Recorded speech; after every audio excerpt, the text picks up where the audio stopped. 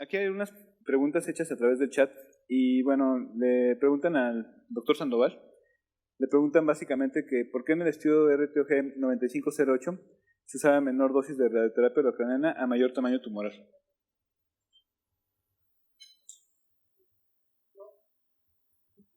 ¿Sí funciona?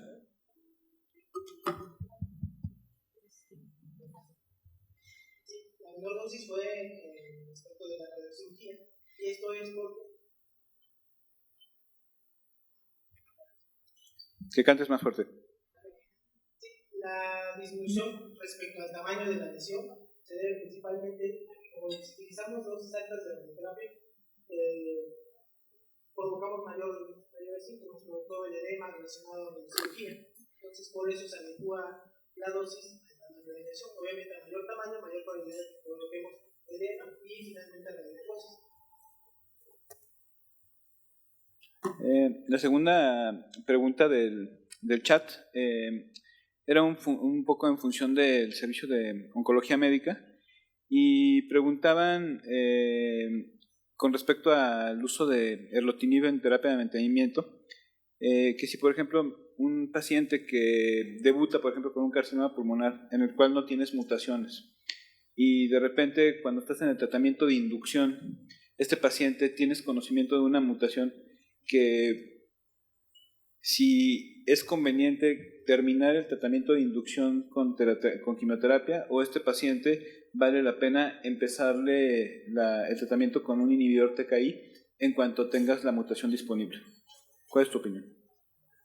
Lo que considero uno, si el paciente se documenta la mutación del EGFR, pues continuar con el esquema de quimioterapia de inducción, porque realmente todos los ensayos que valoran el mantenimiento no han visto un impacto o desenlace en cuanto a esa sobrevida global. No hay un cambio en cuanto a sobrevida global comparando quimioterapia con esos esquemas. Donde sí valoramos es sobrevida libre de progresión. Además, hay que tomar en cuenta que si quitamos o por ende hicimos quimioterapia, estamos quitando, por decirlo en otras palabras, un cartucho de tratamiento. Hay que recordar que en los pacientes en quienes sí se logra determinar una mutación del EGFR, pues lo indicado según guías internacionales sería iniciar gefitinib, afatinib o erlotinib, pero en caso de presentar progresión nos vamos con quimioterapia. Entonces, a lo que yo considero, continuar con quimioterapia de inducción y posteriormente continuar con mantenimiento con erlotinib. Ok. En ese tema básicamente hay algo de controversia. Digo, lo más conveniente y lo documentado nuevamente en guías clínicas es básicamente que si la mutación se tiene determinada de una manera temprana, o sea, por lo menos cuando tienes menos de 2 tratamientos, puedes hacer el cambio a empezar el inhibidor TKI por la evidencia presentada pues, en todos los estudios, tanto en el EURTAC, en el LUXTUM 3, en el LUXTUM 6, en todos los pacientes de primera línea. Pero también es cierto que, vamos, para querer ponerle un poquito de salsa al asunto, es que la mayor parte de estos estudios, como el LUXTUM 3, el LUXTUM 6, el estudio por ejemplo, del EURTAC, el mismo estudio del IPAS, por ejemplo, son estudios en donde a los pacientes se les expone básicamente al inhibidor TKI permanentemente y únicamente se comparan contra un número limitado de ciclos de quimioterapia, o sea, se ponen hasta 6 ciclos de quimioterapia. ¿Qué sucede? Es lógico pensar que si yo tengo 2 poblaciones de pacientes, una que se encuentra permanentemente expuesta a un inhibidor TKI y una que al 6º ciclo yo suspendo el tratamiento y lo dejo en watch and wait, pues evidentemente la población que está en el watch and wait tarde o temprano va a progresar mucho más rápidamente que aquella población que la tengo permanentemente en el tratamiento. Que esa es un poco la discusión y un poco la crítica que se le ha hecho a todos este tipo de estudios. El otro punto interesante es que la manera óptima de haber comparado los inhibidores TKI hubiera sido con pacientes seleccionados en mantenimiento. Entonces, un estudio que compare, por ejemplo, el inhibidor TKI contra terapia de mantenimiento con quimioterapia, hasta la fecha no existe. Pues, o sea, el único estudio que pudiera ser mejor replicable así sería extrapolar el estudio de FIDIAS, pero eso no existe. Y por lo tanto, ese punto el mantenimiento en general en todas sus estrategias pues, ofrece ventajas en la supervivencia global. Y bueno, en los estudios con inhibidores únicamente pocos estudios han impactado realmente en supervivencia global. Entonces esas son básicamente los bemoles que tiene este tipo de circunstancias. O sea, esa es la crítica. La otra pregunta que se hace para oncología médica es que, dice, dados los resultados de la VAPER, ¿cuál cree que sea el agente al que se le atribuya el beneficio observado, considerando que con pemetrexed son 3 meses en la sobrevida global? Con el AVAPER hay que tomar en cuenta el diseño del estudio. Realmente se hace la comparación de bevacizumab y bevacizumab pemetrexed. Realmente aquí lo que tendríamos que hacer es valorar los diferentes brazos, ver el beneficio que nos da pemetrexed como monodroga, ver el beneficio que nos da bevacizumab y ya hacer la comparación de darlos en combinado. De hecho, está el ensayo, el ECOG 5508, que se está corriendo actualmente, donde se va a comparar esto, y esto creo que nos va a brindar información en relación a la pregunta que están haciendo. Y el otro punto importante de decir de la VAPER es que la VAPER, por regulaciones de la EMEA, que es la Agencia Europea del Medicamento, es un estudio que se corre a una dosis de 7.5 miligramos por kilogramo, cuando la dosis inicial que demostró impacto en la supervivencia global del paciente fue a 15 miligramos por kilogramo. Entonces, es un poquito contradictorio el estudio, porque por un lado se utilizó la dosis de la Avail. El Avail es un estudio que no dio impacto o dio un impacto muy limítrofe en la supervivencia libre de progresión y en la supervivencia global. Entonces se utiliza una dosis que previamente había sido comprobada como una dosis básicamente pues no muy buena para el contexto del cáncer pulmonar y obviamente aún con 7.5 miligramos existe un beneficio importante en la supervivencia libre de progresión, que fue el objetivo primero del estudio. Entonces, evidentemente, consistentemente, el emplear el bevacizumab en mantenimiento parece ser que es una opción que ayuda a que los pacientes lleguen mucho más a una segunda línea y que tengan mucho más tasa un incremento muy importante en el periodo libre de enfermedad. El problema que tiene, pues evidentemente, es el costo y algunas contraindicaciones del uso de bevacizumab. Del público, ¿alguien que quiera preguntar, hacer alguna pregunta? ¿Algún micrófono, por favor? Gracias, los felicito por su presentación. Y una pregunta para el doctor de radioterapia. Sabemos que el papel de la radioterapia en metástasis todo tiende a ser más localizado, pero específicamente en cáncer de pulmón de células no pequeñas, ¿qué evidencia existe acerca de la radioterapia profiláctica a cráneo en estos pacientes? Bueno, por guías en SCN desde el 2015 ya no se toma en cuenta como estándar darle radioterapia profiláctica. No es estándar. No, por eso. ¿En qué pacientes podrían ser candidatos para radioterapia profiláctica? Pues no.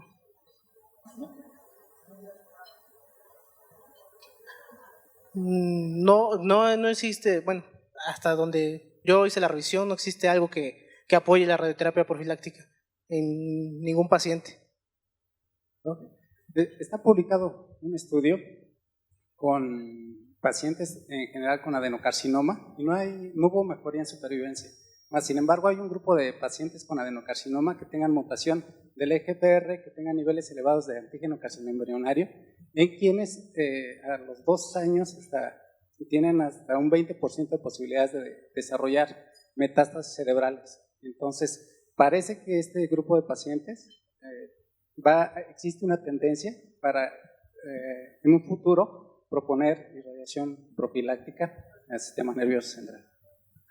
Bueno, sin embargo es un tema bien controvertido, ¿no? Porque cuando hablamos de irradiación profiláctica en adenocarcinoma, inclusive en células pequeñas, o sea, el problema realmente viene siendo que ¿cuánto es la supervivencia media calculada de estos pacientes? Es alrededor de 18 meses, en el mejor de los casos. Entonces, cuando hablamos de 2 años, realmente se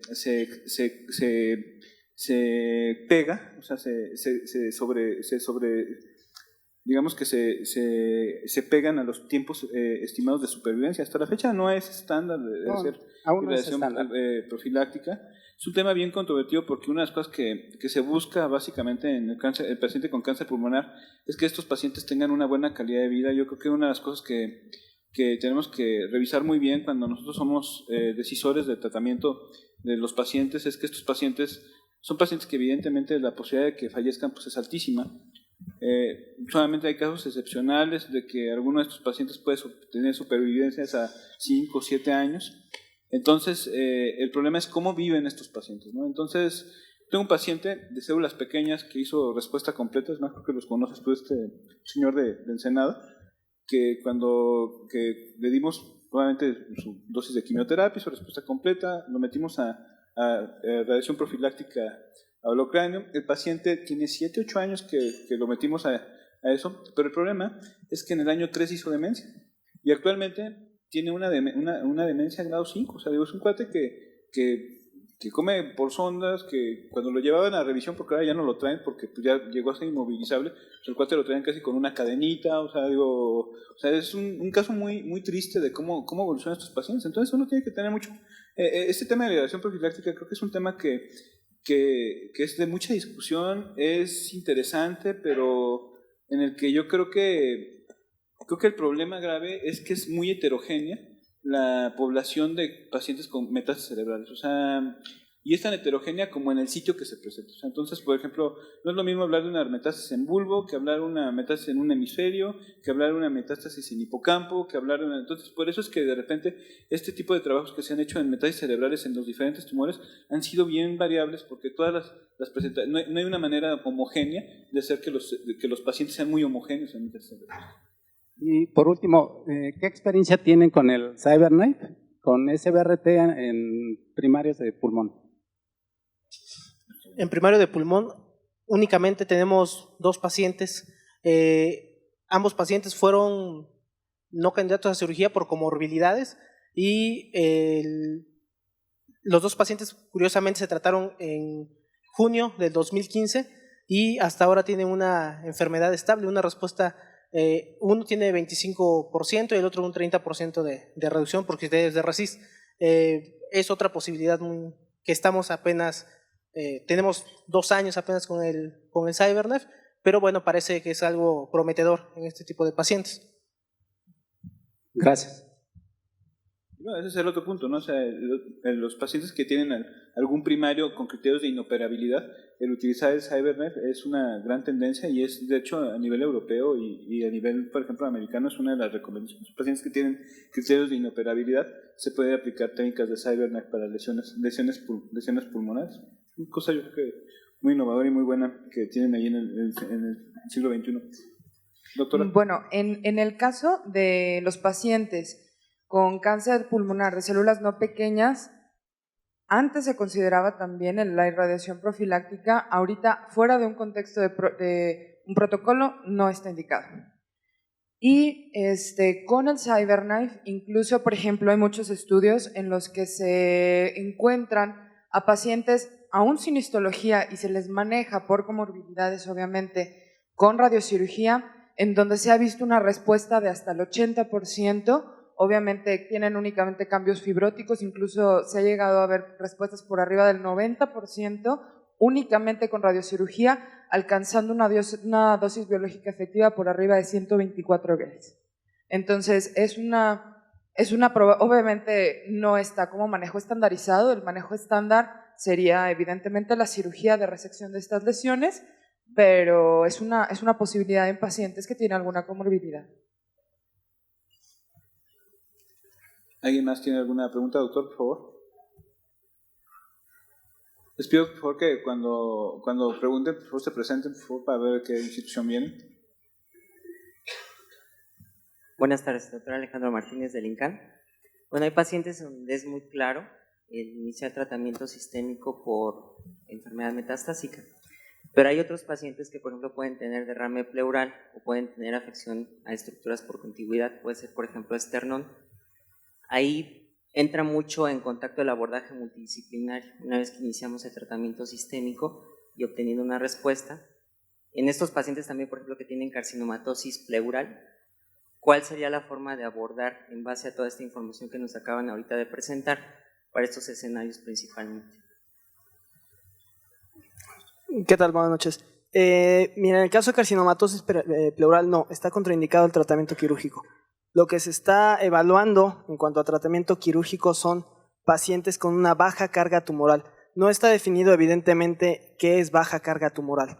Son únicamente series, reportes de casos, series de una sola institución, donde comentan que casi siempre no fue intencionada la resección de las metástasis pleurales, sino que eran pacientes que ingresaban a quirófano sin sospecha de enfermedad metastásica pulmonar, encontraron algunos nódulos, hicieron la resección y al paciente le fue bien.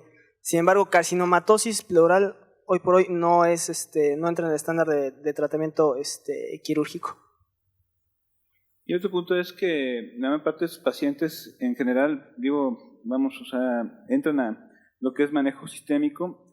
Difícilmente la terapia sistémica ofrece un proceso de una respuesta suficiente como para poderlos meter sobre todo en una etapa avanzada, a un tratamiento de rescate quirúrgico, más que en el contexto de ciertos casos muy seleccionados e individualizados. En general, pues la mayor parte de los tratamientos de tipo de sistémico lo que ofrecen es pendientemente una respuesta en una enfermedad estable y en algunos casos, 25% de los casos en promedio, una respuesta parcial, pero en general, por ejemplo, la cirugía no es un tema, o sea, son casos seleccionados para decorticaciones o cirugías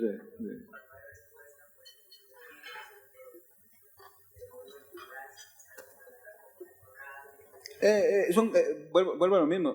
Al final del día son casos individualizados porque no los puedes extrapolar por guías clínicas. O sea, no existe una manera de extrapolarlos por guías clínicas porque no tienes la respuesta. O sea, evidentemente, si tienes un paciente que respondió muy bien y, por ejemplo, a lo mejor dentro de un año que está con la terapia y de repente ves que queda solamente un nódulo, pues igual lo mandas quitar, ¿no? Pero a lo mejor o queda con baja carga tumoral y ves que las condiciones del paciente es buena, pues también hay que valorar muy bien con qué reserva pulmonar puede contar el paciente. Hay que tomar estos pacientes de cáncer pulmonar hay que siempre tener muy en cuenta hacia dónde vamos con ellos, ¿no? Entonces tenemos 17 meses de supervivencia de estos pacientes y son pocos los que se vuelven los garbanzos de la libra de las instituciones. Curiosamente, no sabemos todavía muy bien quiénes son los garbanzos de la libra, porque tenemos garbanzos de libra de todo tipo. O sea, de repente hay pacientes que uno dice, este paciente se va a morir pronto porque es un paciente fumador intenso, con mutaciones de KRAS, o sea, pacientes que aparentemente podrían ser de muy mal pronóstico, y son pacientes que tienes, por ejemplo, con 3, 4 años o 5 años de tratamiento. Y pacientes que, por ejemplo, tienes con mutaciones aparentemente de sensibilidad, que en poco tiempo hacen resistencia y en poco tiempo progresan o reciben una primera línea de un inhibidor de GFR y la segunda y la tercera línea duran 2-3 meses y se acabó. Entonces todavía falta mucho por definir quiénes son los pacientes, cómo se puede determinar cómo va a ser o cómo se puede predecir cuál es el curso indolente de un paciente de cáncer pulmonar. O sea, eso es un tema bien difícil porque existen respuestas súper diferentes en cada paciente. De repente hay pacientes que responden muy mal al pemetrexed, pero responden muy bien al docetaxel, pero el docetaxel lo ocupa hacer una segunda línea, ¿no? Y entonces pacientes que responden muy mal al bevacizumab, pero responden bien al ramucirumab, o al nintedanib, y los dos son antiangiogénicos. Entonces esos son factores moleculares que están muy lejos todavía de poder saber cómo podemos hacerlo. Lo que tenemos que hacer pues, es que todos estos pacientes los tenemos que meter, por ejemplo, aparatos como el que tiene la doctora Erazo ahí en el ISSSTE, de secuenciación ampliada. Esos pacientes hay que meterlos a secuenciación ampliada, hay que hacer una genotipificación masiva y empezar a sacar casos de ese tipo para poder saber cuáles son los genes coincidentes que nos pueden hacer determinar por qué estos pacientes tienen diferentes comportamientos y poder estructurar pacientes, poder catalogar cuáles son los pacientes que tienen comportamientos más indolentes contra comportamientos más agresivos, que es todo un reto. Por lo menos es una... Quisiera también agregar, es una buena pregunta. Me comentaba uno de mis coordinadores previo a la presentación, oye, ¿qué pasa si este paciente, el caso por ejemplo que tenemos, tiene una muy buena respuesta, excelente respuesta y te queda una lesión pulmonar todavía residual? ¿Se la quitas o no se la quitas? Ya dijo muy bien el doctor, es un terreno un tanto no explorado. Los factores que tenemos para tomar una decisión no está en guías, no todo está en guías. Y lo que está en las guías, obviamente algunas cosas están basadas en evidencia, otras cosas en consenso. Esto no está en guías. Lo que sabemos que nos puede ayudar a tomar una decisión son los factores en cuanto a cuántas metástasis tuvo, cuál fue la respuesta, si fue una metástasis sincrónica o metacrónica y sobre todo, y muy importante, la presencia de adenopatías. Con esos factores de riesgo nosotros podemos hacer una una decisión. La presencia de cada uno de estos factores de riesgo más o menos se ha calculado que disminuye la supervivencia a 5 años un 15%. En el caso, por ejemplo, del que estamos hablando, que tiene esa enfermedad de N3, tiene múltiples metástasis cerebrales, son sincrónicas, aunque hubiera tenido una muy buena respuesta, lo predecible es que no se va a beneficiar del tratamiento quirúrgico. Desafortunadamente, todavía no estamos en ese grado de conocimiento de saber pacientes que tuvieron metástasis y que tuvieron respuesta, quién va a responder bien a la cirugía y quién no. No tenemos información acerca de ello, pero en el contexto que comenta el doctor, que tal vez enfermedad pleural diseminada que respondió muy bien al tratamiento sistémico, si queda un primario resecable, enfermedad ganglionar limitada desde un inicio, tal vez pudiera considerarse el tratamiento del primario. Sin embargo, pues no es algo establecido al 100% hoy día.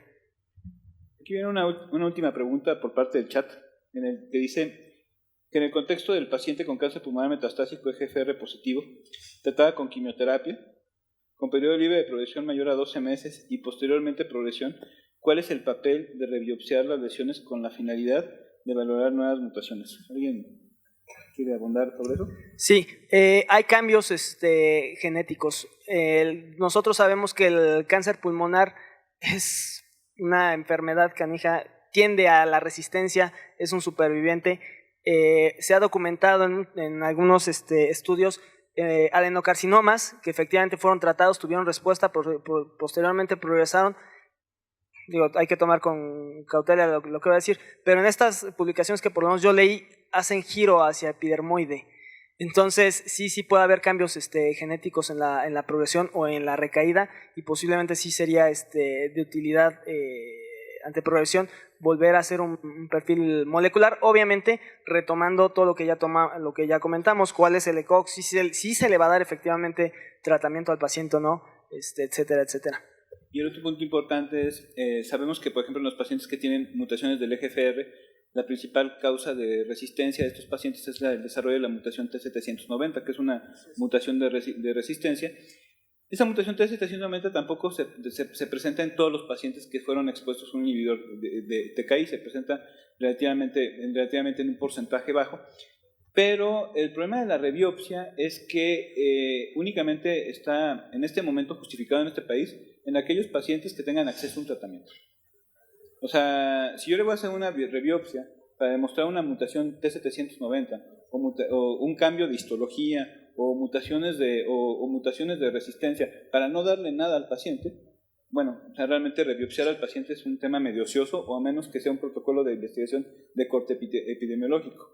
Pero si yo tengo, por ejemplo, osimertinib, o tengo, por ejemplo, roseritinib, o algún protocolo de alectinib, o algún protocolo de algún inhibidor TKI de segunda o de tercera generación, entonces sí vale la pena rebiopsiarla. Y actualmente, por ejemplo, la compañía AstraZeneca tiene un programa de biopsias líquidas, en donde cada vez es más frecuente hacer biopsias a nivel sanguíneo. Entonces no es necesario, para mutación T790 y próximamente igual para otras mutaciones, cuando estamos buscando intencionadamente, se puede hacer una biopsia líquida, la cual tiene un corto tiempo de entrega, me parece que 10 días, 15 días, y en ese momento sabemos sabemos si tiene el paciente T790 sin necesidad de rebiopsiar, porque también el problema de la rebiopsia es el sitio de la rebiopsia. O sea, por ejemplo, si el paciente tiene un ganglio, bueno, pues está padre, ¿no?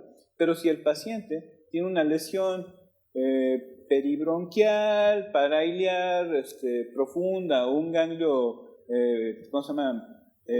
Paresofágico, bueno, la cosa no se vuelve tan buena para biopsiar, porque a lo mejor lo que biopsias inclusive puede ser tejido fibrótico o tejido cicatrizado. Entonces ese tema de la rebiopsia es un tema que aplica, sí, siempre y cuando uno tenga acceso para ofrecerle cuando uno busque cambiar de terapia al paciente y ese paciente tenga acceso. Sí, como bien comentó el doctor, hay que tomar en cuenta eso, la resistencia del EGFR. Lo que va a ser el T780 va a ser de un 40 a 45% de resistencia, sin embargo no lo es todo.